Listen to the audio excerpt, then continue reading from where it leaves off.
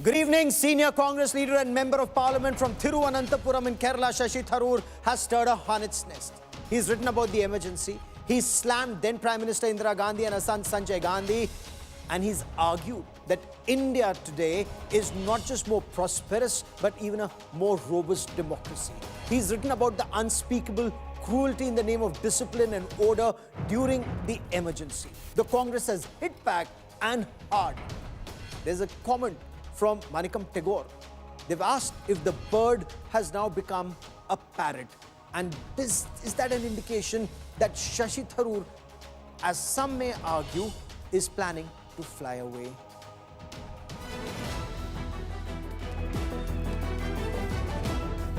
Tharoor versus Congress war escalates.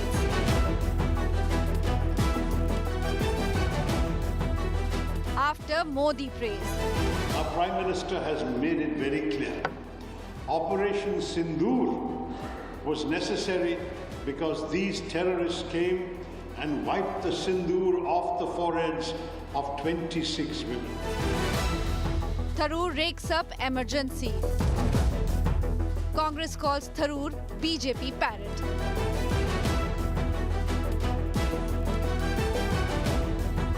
Tharoor and Congress at point of no return. That is a big focus on India First. So is this break point a point of no return?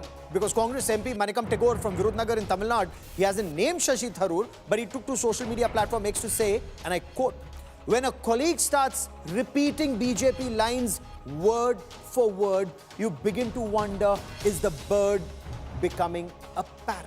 Mimicry is cute in birds, not in politics." So is the bird ready to fly away, or are there other games at play here? We debate that. I'm Gaurav Sawant. As always, let's get started with the headlines on India First. Big relief for the Election Commission. Supreme Court says voter roll revision to continue. Asks the Election Commission to consider voter ID, ration card and Aadhaar as identity proof.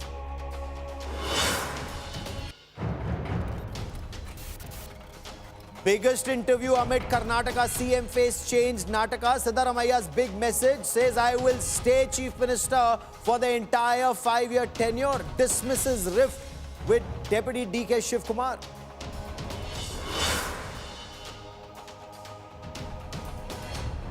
Shiv Sena Neta's shameful divisive twist to assault. Blames South Indian contractor. Says he will slap the canteen manager again if the food is not of proper quality. Still no action against Shiv Sena MLA Gaikwad.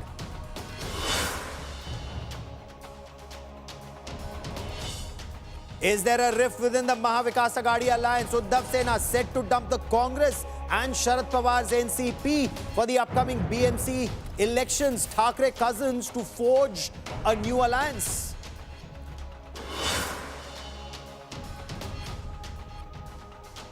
Firing at comedian Kapil Sharma's newly opened cafe in Canada. Unknown gunmen fire several rounds from a car. The motive remains unknown.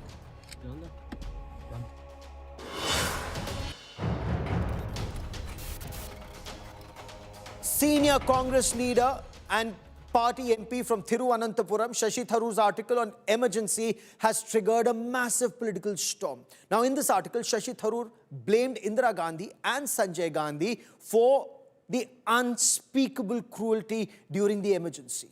The Congress, predictably, is up in arms. They've accused Shashi Tharoor of parroting the BJP's lines. Shashi Tharoor has also indicated that India today is a robust, vibrant democracy. Now, this latest flashpoint, remember, the Congress has throughout been saying that there's undeclared emergency since 2014, and this statement is clearly at odds with the Congress. So, let's get you more on this latest flashpoint in the Tharoor versus Congress war. There are political sagas, and then there is the curious case of Shashi Tharoor, a man who wears the Congress tag but often speaks a language that ruffles feathers within. His latest salvo, a scathing critique of the emergency, not just the era, but its architects. And it has left his own party, let's say, egg-faced. Calling it a time when democracy was subverted and authoritarianism prevailed, Tharoor laid bare the suspension of fundamental rights for nearly 21 months. The crackdown on dissent, the muzzling of the press, and the betrayal of the constitutional values. But it's this part that has raised the political temperature. Tharoor did not hold back on slamming the forced sterilization drives, calling them brutal campaigns of coercion and violence, led by none other than Sanjay Gandhi. And this comes barely days after the BJP marked 50 years of emergency on June 25th, with full-blown attack on the Congress. And now, Tharoor finds himself under fire from within. Congress MP Manikam Tagore took a sharp swipe, saying, and I quote, "When a colleague starts repeating BJP lines word for word, you begin to wonder, is the bird turning into a parrot?" Unquote. A jibe that hits where it hurts, especially given Tharoor's famous caged bird metaphor for freedom of speech.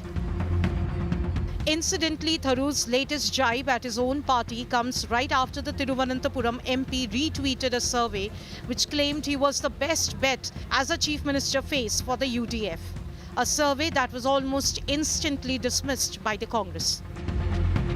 So is this Shashi Tharoor, the rebel scholar, speaking truth to power? Or is this the beginning of a deeper churn within the Congress? After all, this isn't the first time he's spoken on these lines. But what has changed in recent years is that the terrorists have also realized they will have a price to pay. On that, let there be no doubt. When, for the first time, India breached the line of control on a terror base, a launch pad, the Uri strike in September 2015, that was already something we had not done before. As the party walks a tightrope between legacy and reinvention, one man's truth might just become another man's trouble. Bureau Report, India Today. So in this article, Shashi Tharoor has written, democracy is not something to be taken lightly. It's a very precious legacy that must be constantly nurtured and preserved. Let it serve as a lasting reminder to people everywhere. He then goes on to write, today's India is not the India of 1975. The sting very clearly is in the tail for the Congress that has repeatedly said that there is undeclared emergency in the country since 2014 when Narendra Modi took over as Prime Minister, winning 3 elections back to back. Joining me on this India First special broadcast, not just about what Shashi Tharoor has written now, but on a pattern that we see. Neerja Chaudhary, senior journalist, Sanjay Jha now joins us as an analyst, was formerly with the Congress party, is close to Shashi Tharoor. Javed Ansari, veteran journalist with us on this broadcast. Rajat Sethi, political analyst. And RP Singh joins us as the BJP spokesperson on this broadcast. But Neerja Chaudhary, what do you make of Shashi Tharoor's article on the emergency? Recounting facts, yes, but is there merit in some saying it's provoking the Congress party? Are they reaching a point of no return in your view, ma'am? Look, as you know, in normal times, quote unquote, Shashi Tharoor's words would have been very far-reaching because so far, Congress, Indira Gandhi called the emergency, she said mistakes were made, excesses were made.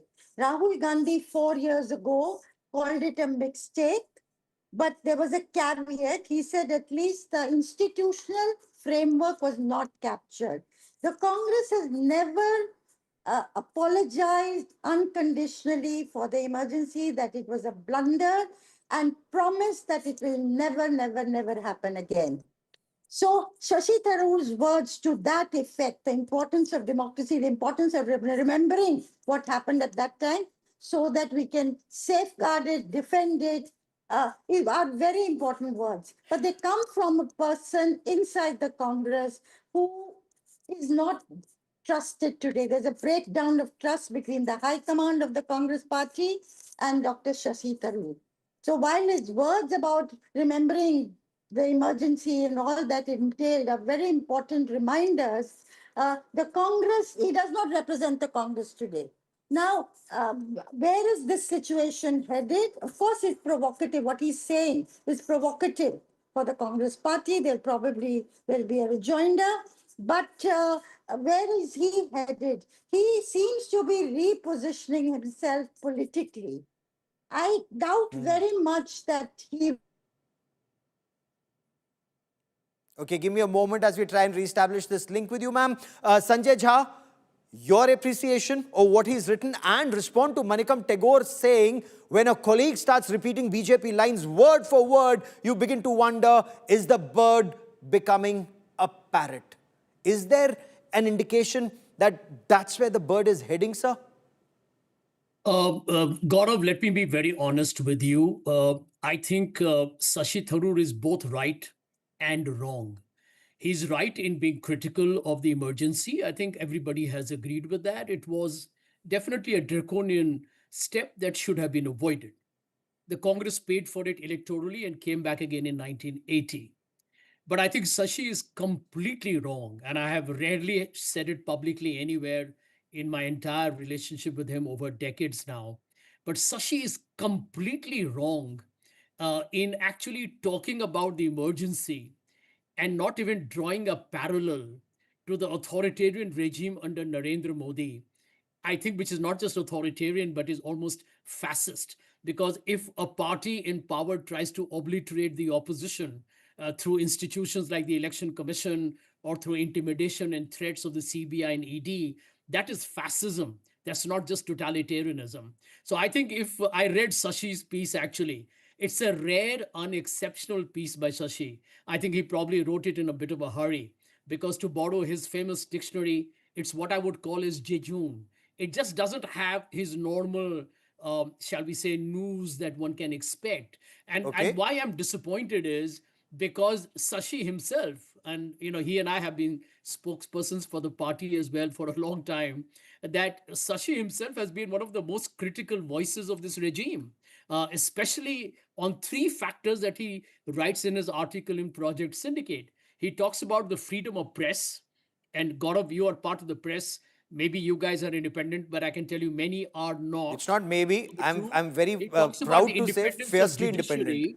He talks about the independence of judiciary, and we know that we have had under Mr. Modi 4 judges of the Collegium of the Supreme Court talking about the death of democracy in India and the fixing of benches, not just about the guy who's been accused of having cash in his hand or in his home. And the third point, he talks about an executive which is overweening, an arrogant or a hubris-infected executive, which is what Mr. Modi's government is. So I was very disappointed, especially because right now we are debating, and its matter is up in the Supreme Court, about how the Election Commission is being utilized as an instrument to actually knock off voters in Bihar.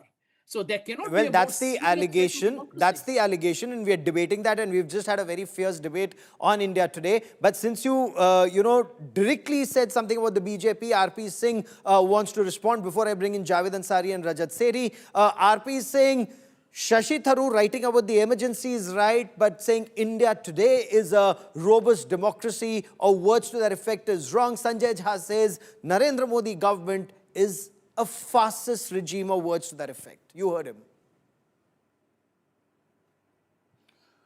Gaurav, problem with the Congress and the allies, whether he's part of Congress or not, I don't know, Sanjay Jha, is that for them it is this way or that way. I mean, there can be opposition, there can be ruling parties. We are not enemies. The problem with the Shashi Tharoor is that he is talking about enemies across the border. But there are enemies, the Congress treat BJP or the Modi ji as enemy within the nation. That's the problem. And that's where the whole the issue boils down to, that they can't think beyond this. And as for difference between emergency and today's rule, I'm product of emergency. I've seen how people were picked up from their houses. 140,000 people were picked up from houses and jailed. How sterilization was imposed on people from every hook and nook. How poor houses were demolished on the name of development. So we know that how judiciary crumbled, how media virtually scummed down. I mean, I remember the front page of the Express, which was blank, and Okay. it was on the 26th of June 1975. And it is not that it ended there. See, emergency was not issue of only what happened during Mrs. Gandhi. There's the DNA of Congress. Jawaharlal Nehru did the first change in the constitution on freedom of individual by changing the section 19 section 19. I'll come to the Article 19, DNA of sorry. Congress in just And a also, moment, but Indira for the Gandhi moment, brought in permit me to emergency. restrict. Give me another second. Give me another second. Gaurav, another second, Okay, please. go on, sir. Go on, sir. Another second, please, because that will make you understand there was a problem with the Congress, and they keep pointing fingers toward us. Then Mrs. Gandhi brought emergency. Rajiv Gandhi, you were part of Express when Rajiv Gandhi virtually throttled Indian Express. And also, Rahul Gandhi and Sonia Gandhi, when they used to think they are above Manmohan Singh and they are above the executive of the country. I mean, the files used to move from the PMO to the residence of Sonia Gandhi for clearances. So this is the DNA, and they talk about the Let me bring in Javed Ansari for a moment. Javed, Shashi Tharoor indicating excesses during the emergency and indicating that they were downplayed. Now, coming from a Congress party senior leader and insider, this clearly would have upset the Congress beyond Manikam Tagore's comment. But in your appreciation, what Shashi Tharoor wrote, is that an academic exercise writing about the emergency? Read between the lines and tell us what's happening, Javed. You've covered Congress for such a long time. Well, all that has happened, not just today, but has been happening over the weeks. I do believe now that a parting of ways is almost inevitable. I'd be very, very surprised if a rapprochement can be effected between the two. The problem is not, the issue is not the emergency, whether it was good or bad. The problem is that Sachi feels that his talents are not being used, that he's not getting adequate play. He believes that he should have been leader of opposition instead of Adhir Ranjan Chaudhary. He believes that now he should be projected as the CM's face. He met Mr. Kharge and Mr. Rahul Gandhi couple of weeks back and suggested as much. There was no such assurance forthcoming. Perhaps the Congress leadership has somebody else in mind, and therefore he believes, and he also believes that the Congress perhaps believes that the Congress, there is little chance of the Congress coming to power, and therefore little chance of him coming to power. Although it is one thing to support the country against Pakistan, it's quite another thing to start batting for the Prime Minister, which I do believe that now Mr. Tharoor his point of view, his views, he's much closer to the Prime Minister and the BJP leadership than he is to his own party leadership. In such a situation, I do not think that both the Congress and Mr. Tharoor can continue together. The Congress has probably decided to ignore, not to take any precipitate action. Mr. Tharoor every other day is trying to incite them, provoke them into taking some precipitate action. But a parting of ways, Gaurav, like I said earlier, is inevitable. When that will happen, I can't predict. Okay, Rajat Sethi, Shashi Tharoor, and for the moment I want to stay on the article and the fallout before I come to the wider question of Shashi Tharoor's future within the Congress or elsewhere. Shashi Tharoor wrote, and I quote, "Torture in detention, extrajudicial killings, though less publicized at that time, were dark realities for those who dared to defy the regime." He then goes on to write, "India is not the same as it was in 1975. We are a more confident, more prosperous, and in many ways, a more robust democracy. Yet, the lessons of emergency remain alarmingly relevant." Sir, does that take the sting out of the Congress party's attack against Narendra Modi government of undeclared emergency since 2014? So, Gaurav, first of all, as a matter of fact, emergency and Congress leaders have themselves been talking not all the criticisms that the Congress's top leadership have made out of on emergency topic hasn't come from the bottom of their heart. They genuinely have never, conceded that they will go out and oppose all aspects, all shades of emergency that was unleashed in the 70s, out and out, without trying to, what about it, center it around the current regime and put if then else kind of conditions around the core criticism of emergency. They've been wired that way. They will never accept. And that has gone into the genetical or the DNA of the Congress party, that they will not come out and unequivocally oppose emergency. And if somebody does that, they will have some kind of a political pushback against him or her. Now, this is the problem. There is one gentleman, Shashi Tharoor, who not just about for the past couple of years, but for the last decade, he was the only opposition leader whom a common Indian could relate with. He was speaking the language where a true nationalist should come out and speak. Congress party and Mr. Rahul Gandhi, the space was empty. He could have proven that yes, he too is a nationalist. He too can come out and condemn emergency and everything that his family did during the time of emergency. But why does he not do that in no uncertain terms? Why is it Rahul Gandhi not coming out and writing an article against emergency? Because deep down, and I'm going on to the converse of all the logic that have been given by the Congress supporters, the converse is the following: that deep down, we will not go out and criticize emergency. Anybody who criticizes emergency is talking against the leadership of the Congress party. This is the broad message that goes out, which is foolhardy on part of Congress and the Congresses. And my humble opinion, Shashi Tharoor, why has he been relatable for all these decades, has made him relevant today in public policy and politics. All the opposition leaders should pick a leaf out of him. How to do responsible activism-based politics, sitting in the opposition, occupying the opposition chair, instead of pointing holes into his politics. He is doing what he ought to do, and the others are not doing what they ought to do. Okay, Javed Ansari has his hand up. He wants to respond before I come to Neerja Chaudhary to respond. Javed, quickly go, sir. Respond. Gaurav, my point is, if Shashi was so upset with what the Congress did during the emergency, why did he choose to contest on the ticket 4 times? 4 times. All credit to him when he won from a seat. Why did he choose? He knocked on the door of the Congress party, the Congress leadership, to gain entry into the Congress party. Why has he suddenly woken up to the wrongs of the emergency now? Why?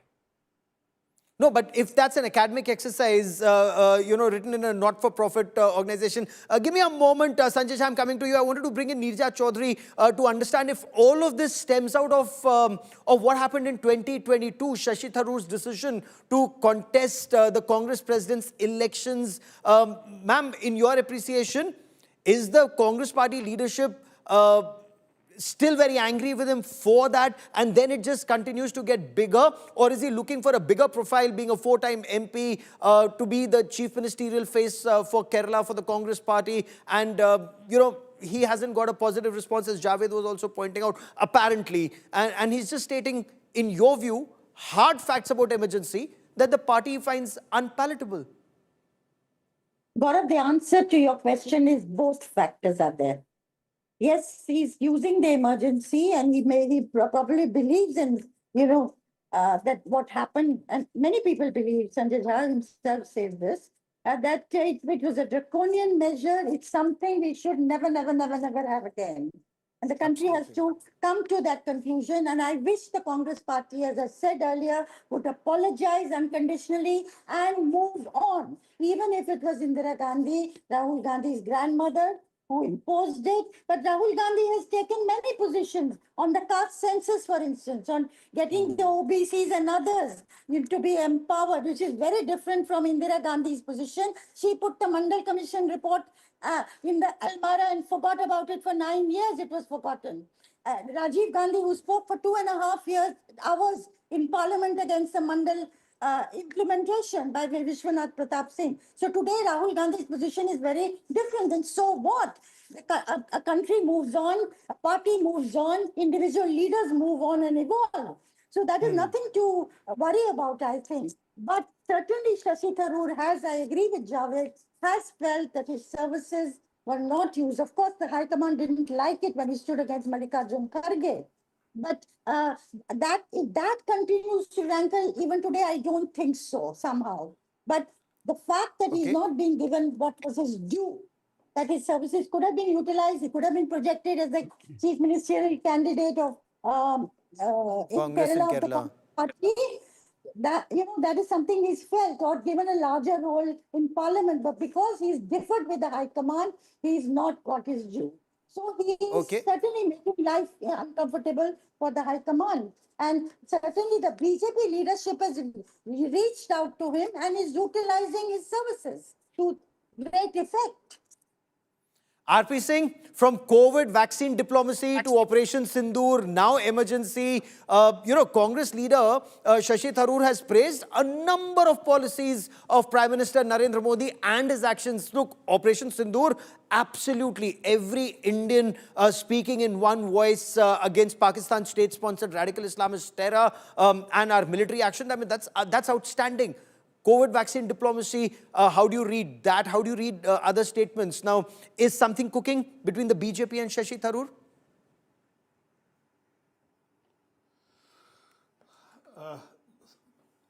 Gaurav, I mean, politically, what do Shashi Tharoor has in mind, no one knows. I mean, he is member of the Congress party, the honorable member of the Congress party, but he is a nationalist also.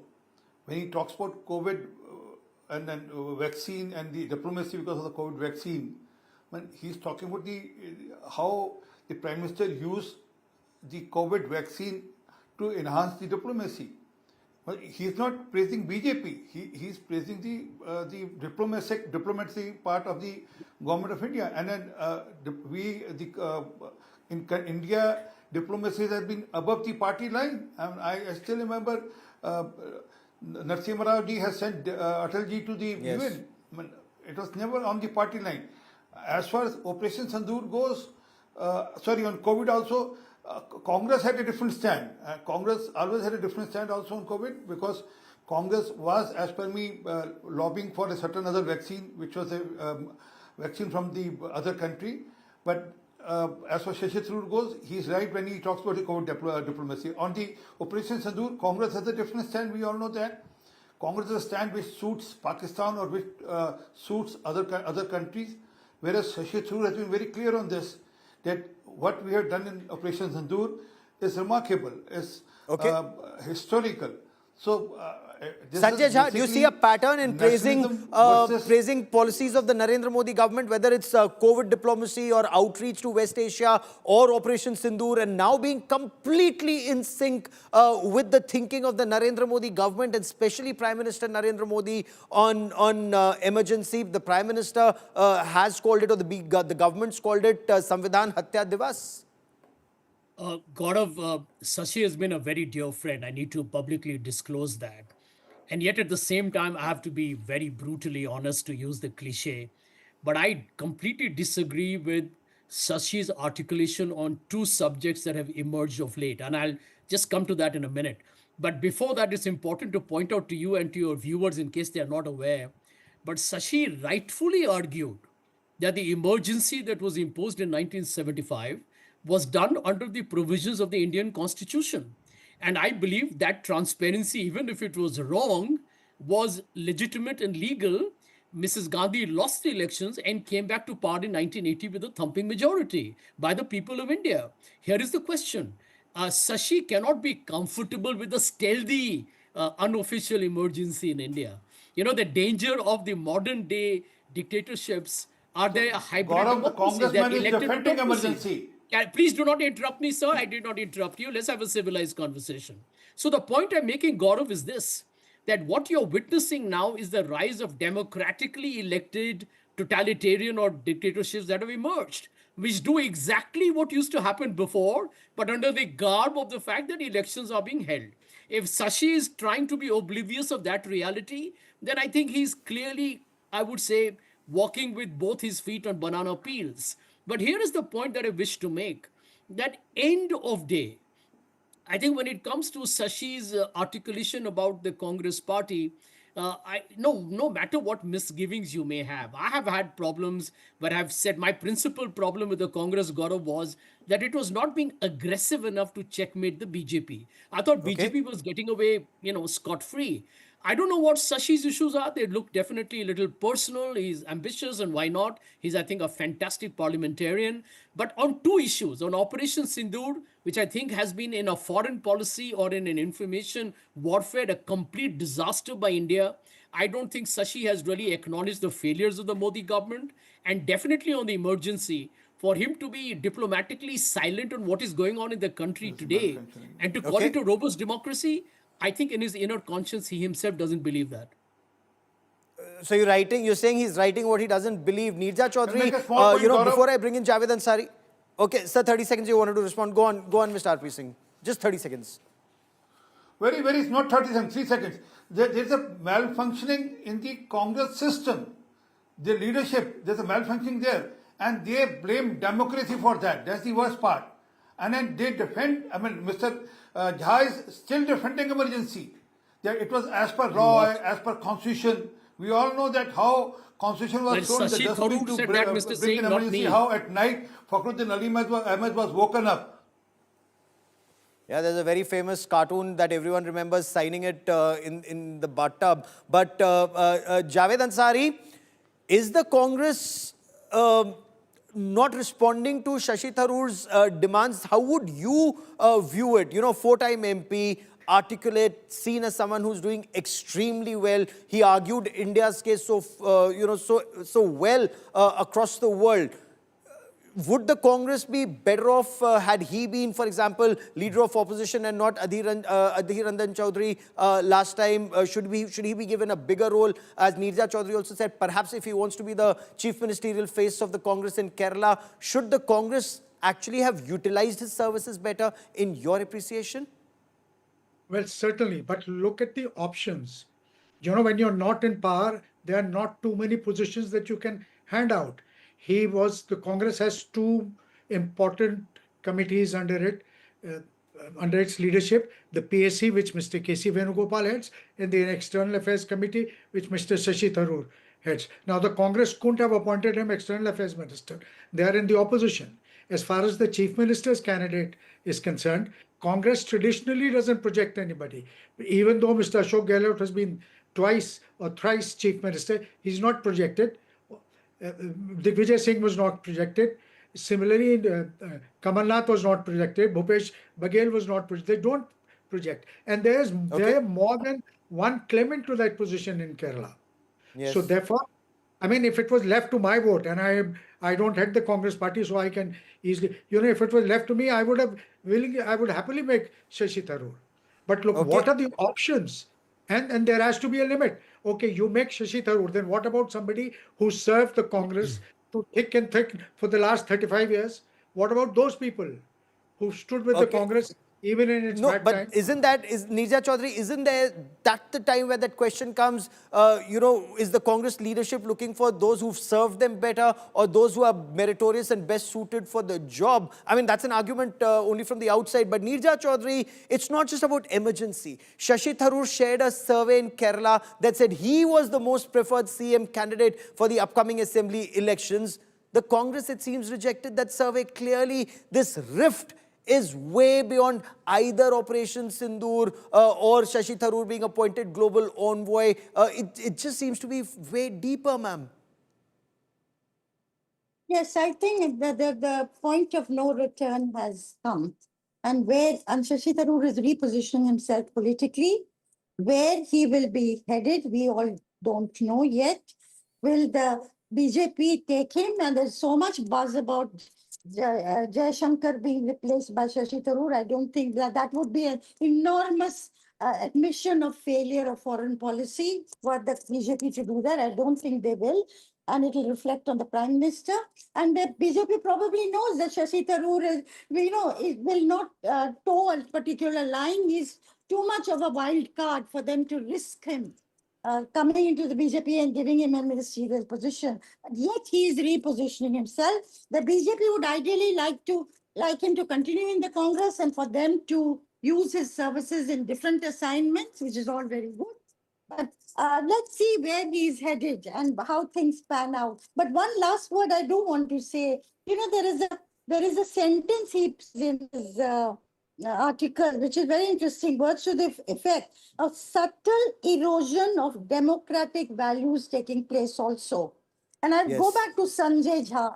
While, I don't believe in the undeclared emergency formulation, concentration of power happens when prime ministers are popular and powerful, like Indira Gandhi was, like Narendra Modi is. His PM was very, very powerful. And institutions come under pressure. Many people are worried about this whole Bihar thing, Gaurav. If crores of poorer people are going to be struck off the electoral rolls, then where is our democracy going? If the right to vote is not going to be there. And of course, if the matter is before the Supreme Court and they will decide on it, but it is something that causes me and many others deep concerns.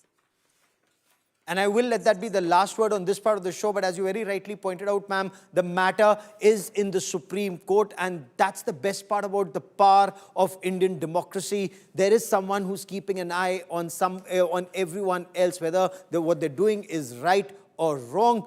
The executive, the legislature, the judiciary, and of course, a free press where we argue all these points. And like you've seen in India Today's democratic newsroom, every point of view is articulated and reflected. Many thanks to all of you for joining me on this part of the debate. Prime Minister Narendra Modi is back from his 5-nation Global South tour. Now, it wasn't just a diplomatic courtesy call. It wasn't just another foreign visit. It was a direct challenge to China's shady empire of debt.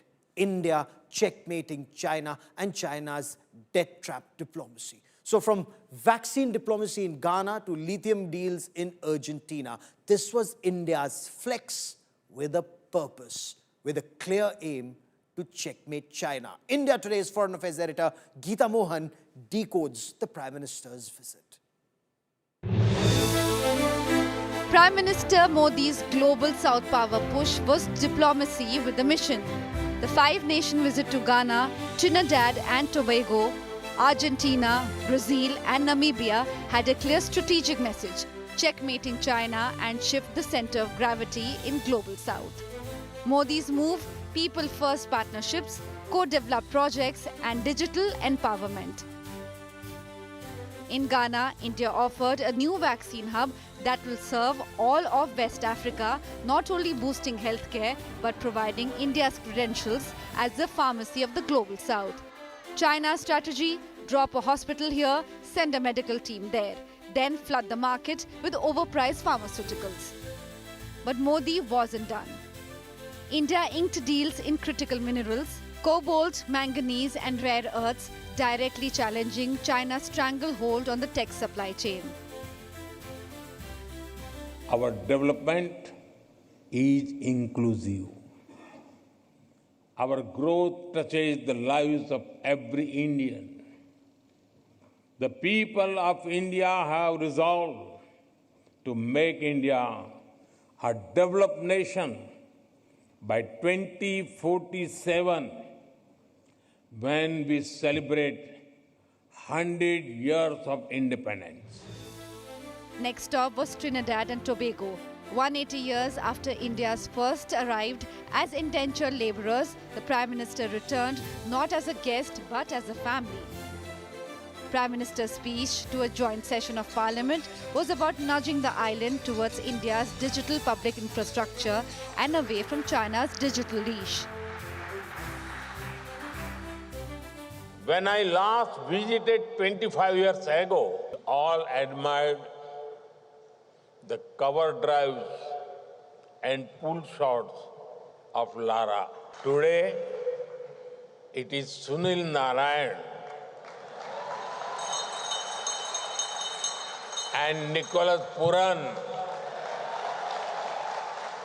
who ignite the same excitement in the hearts of our youth. In Buenos Aires, Modi opened talks on lithium extraction, defense collaboration, agriculture and renewable energy. The goal? Build joint ventures, not client states. Where China throws money at mining contracts and ships out raw material, India is offering tech transfers, training and clean partnerships. In Brazil, Modi did not just attend the BRICS summit, he rewrote the rules. Prime Minister called for global governance reform, responsible AI, and new rules for multilateral cooperation that benefit all, not just one authoritarian dragon with deep pockets. During bilateral with President Lula, India pushed for deeper trade, energy and tech ties, real cooperation, not the usual build, operate, exploit model Beijing flaunts. हम मिलकर Bharat मर्कोसूर preferential trade agreement के विस्तार पर भी काम करेंगे।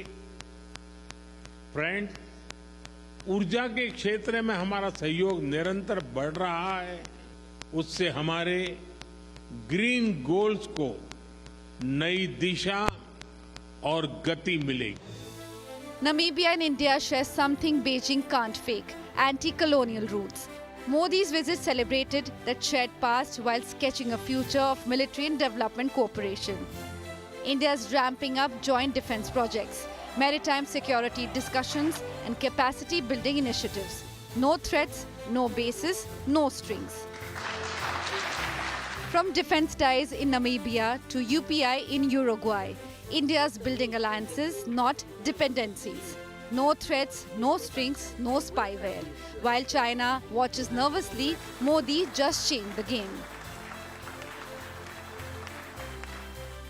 5 nations, dozens of deals. One clear message: India isn't just rising, it is rerouting the future. While China's grip on the global south loosens, Modi's crafting a bold, democratic, debt-free vision for the world's most vital regions. With Geeta Mohan, Bureau Report, India Today.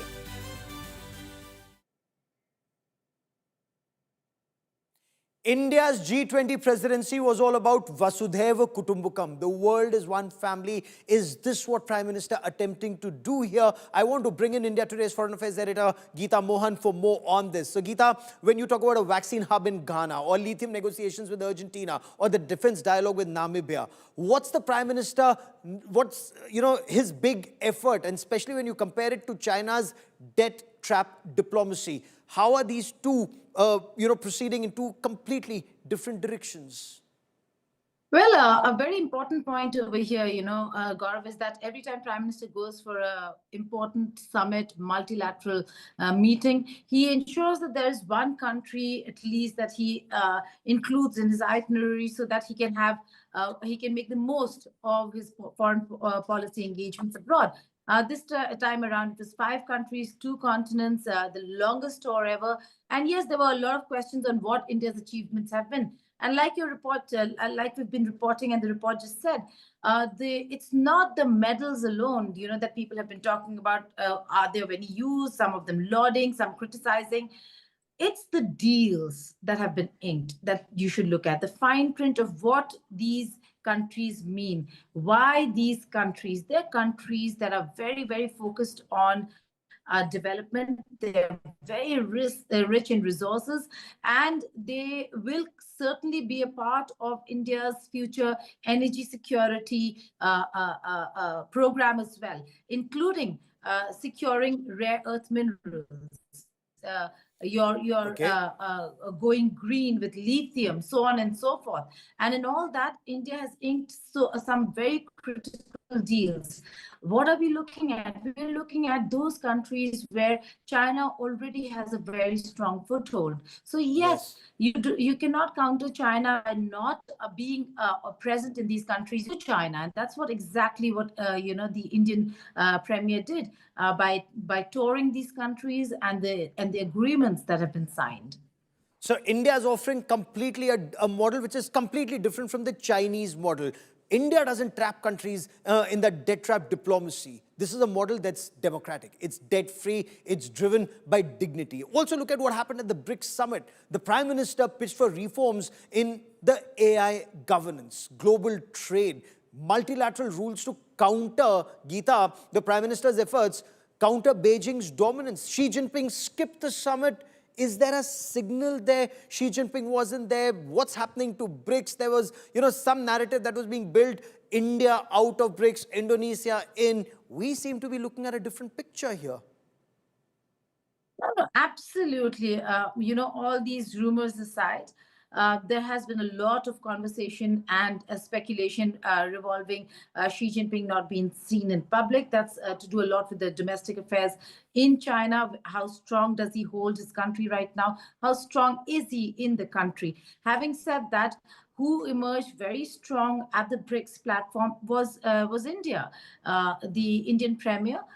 The host, the kind of importance that Brazil and BRICS attached to India and the Indian Premier's presence clearly shows that there is a way forward. And like we have again been reporting, not just on the channel but also on our global network, that it's just the beginning for BRICS. India is a key partner. India is a founding member, and while Trump threatens the BRICS forum, while the other countries feel threatened by what the proposals within the BRICS, India is going to be a very, very important country in that forum, which now sees many countries looking at being a part of the BRICS. So it's an ever expanding BRICS that we're looking at, and India not just having or engaging with the BRICS, engaging individually with BRICS members on the sidelines of BRICS, apart from the individual country visits that he made, which are those 4 countries apart from Brazil. So important engagements with Africa, with Latin America, and certainly with the Caribbeans as well. Oh, indeed. And for more details, join Geeta Mohan at India Today Global for a detailed, in-depth analysis of the news stories that you see on India First. There's breaking news that's coming in.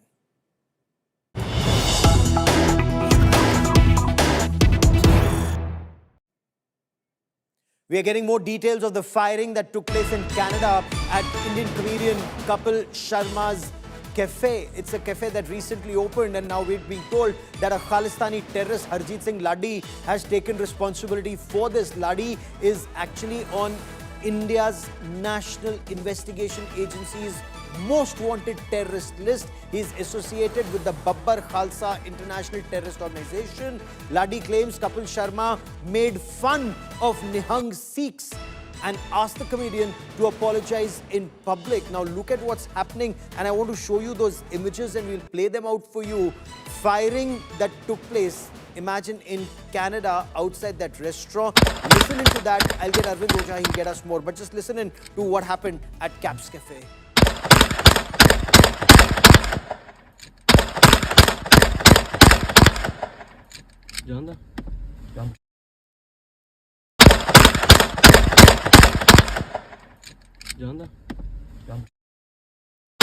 Ease with which someone can open fire. This is, of course, in Surrey in Canada. Parts of this area are anyway dominated by the pro-separatist or pro-Khalistan elements. Why the establishment in Canada doesn't crack down on such elements? Under Justin Trudeau, of course, they were dependent on it. But now with Mark Carney as the Prime Minister, one hopes action will be taken. I quickly want to bring in India Today's Arvind Ojha for more on this. Arvind, क्या जानकारी मिल पाई है caps cafe के सामने जिस तरह से गोली चलाई गई? किसने चलाई गोली? क्या उद्देश्य था और क्या कनाडा की पुलिस ने कोई कार्रवाई की है? कैसे कोई ऐसे दिन मतलब सरेराह गोली चला सकता है? ये आम बात है गौरव कनाडा में, क्योंकि इंडिया से फरार जो गैंगस्टर हैं और जो टेररिस्ट हैं उनको कनाडा में पनाह मिलती है और वहाँ की सरकार कहीं ना कहीं उनको सपोर्ट भी देती है। बीते दिनों जिस तरह से कई टेररिस्ट वहां पर अरेस्ट हुए और जिस तरह से उनको लीगल असिस्टेंस मिला, उसको देखते हुए अगर बात की जाए कपिल शर्मा की, तो कपिल शर्मा ने हाल में ही कनाडा में जो अपना कैफ़े है कैप्स कैफ़े वो खोला है और 9 जुलाई को सुबह सर्रे इलाके में उनके कैफ़े पर कई राउंड फायरिंग की गई। गाड़ी से जो शूटर्स थे वो आए थे और जो फायरिंग की गई बाकायदा उसका वीडियो भी बनाया गया और सोशल मीडिया पर उसे रिलीज़ किया गया। सोशल मीडिया पर BKI बब्बर खालसा इंटरनेशनल का मोस्ट वांटेड टेररिस्ट है हरजीत सिंह लड्डी, उसने इस शूट आउट की रिस्पॉन्सिबिलिटी ली है और ये कहा है कि कपिल शर्मा ने अपने शो में जिस तरह से एक रिलीजन का और एक शख्स का मजाक उड़ाया था, उसके बाद जो ये फायरिंग है वो उस फायरिंग की घटना को अंजाम दिया गया सरई इलाके में। अभी तक कपिल शर्मा की तरफ से कोई रिएक्शन इस मामले पर नहीं आया है, लेकिन अगर आप देखें तो वही पैटर्न है जिस तरह से कनाडा में वो पैटर्न होता है कि चाहे जो गैंगस्टर हैं, टेररिस्ट हैं, वो एक्सटॉर्शन के लिए, लोगों को डराने के लिए जिस तरह से गोलियां चलाते हैं, उसके बाद वीडियो बनाते हैं, उसको सोशल मीडिया पर रिलीज करते हैं, यही पैटर्न कपिल शर्मा के कैफे में शूट आउट के दौरान भी देखा गया है। आप इस खबर पर नजर बनाए रखिए, ताजा जानकारी के लिए फिर मैं आपके पास लौट कर आऊंगा, because the big question remains. So there is a suspected terrorist and a separatist. Now, if he's having bullets being fired like this, what action are the police taking against them? We'll track that. But I want to take you to Uttar Pradesh, where there are more sensational revelations being made in the UP mass conversion racket. The anti-terror squad of the Uttar Pradesh police have now revealed that the kingpin, this Jamaluddin or this so-called Changur Peer Baba, he was targeting and simultaneously targeting more than 4,000 Hindu women. The aim was to convert them to Islam and make money out of this, getting money from Islamic countries. More than 1,500 women had already been converted. Now, the network wasn't restricted just to Uttar Pradesh. There are links that are emerging from other states, including in Maharashtra. Our UP bureau gets us more. As authorities dismantle the sinister conversion ring run by Changur Baba in Uttar Pradesh, more murky details emerge. The alleged mastermind, earlier believed to be a local player, is now under the scanner for a global illegal conversion racket. Changur Baba, whose real name is Jalauddin, posed as a Sufi and allegedly targeted over 4,000 Hindus. He allegedly converted over 1,500 Hindu women. Changur Baba allegedly ran an illegal conversion network across Uttar Pradesh and in Mumbai. He had links to institutions in several Gulf countries, including the UAE. He also planned to build a conversion center near the Indo-Nepal border. The Special Task Force probe report alleges that Changur Baba even bribed local police and intelligence officials to protect his operations. Changur Baba is now in the custody of the anti-terror squad and is being interrogated intensely. Meanwhile, after 30 hours of bulldozer operations, Changur Baba's mansion in Balrampur has been completely razed to the ground. It's a solid evidence were found, the investigation was handed over the UP ATS. So it was a most important thing that ATS is now identifying the people who were a victim of the conversion. The bulldozer are running continuously on the mention of Changur Baba, and that's why this was the reason. And according to STF report, we have also listened that he bribed officers of police administration and LIU local intelligence also. Chief Minister Yogi Adityanath has assured stern action against the suspect, who he described as Jallad. एक जल्लाद को हम लोगों ने वहां पे भी गिरफ्तार किया है। कैसे वहां हिंदू बहन बेटियों के इज्जत के साथ खिलवाड़ करता था, पैसे में सौदेबाजी करता था। हम समाज को भी टूटने नहीं देंगे, राष्ट्र विरोधी और समाज विरोधी तत्वों को भी चकनाचूर करके रहेंगे। The conversion racket unraveled after cases were filed in Azamgarh against his family. Now more victims are speaking out, demanding justice. अभी भी इसमें बहुत से जो गैंग के सक्रिय सदस्य हैं, जिनके द्वारा मुझे मेरा शोषण हुआ है, मेरे साथ लफ्जियात किया गया है और मुझे जान से मारने की धमकी भी दी गई है, जिनका नाम अमित उर्फ अबू आमिर अंसारी है, डॉक्टर अबू सईद अंसारी है, अबू हुरैरा अंसारी है और अन्य ऐसी इनके गैंग की सक्रिय महिलाएं हैं जिनकी गिरफ्तारी अभी बाकी है। With Ashish Srivastav, Bureau Report, India Today. For those who deny that there is love jihad, they should listen to these victims. If a Dr. Abu Ansari claims his name is Amit, befriends a woman, marries her, and then forces her to convert to Islam, is that acceptable? How long will we close our eyes to these ground realities? And will action be taken against those who are still absconding? We'll be tracking that story very closely. That is all I have for you on India First this evening. Many thanks for watching.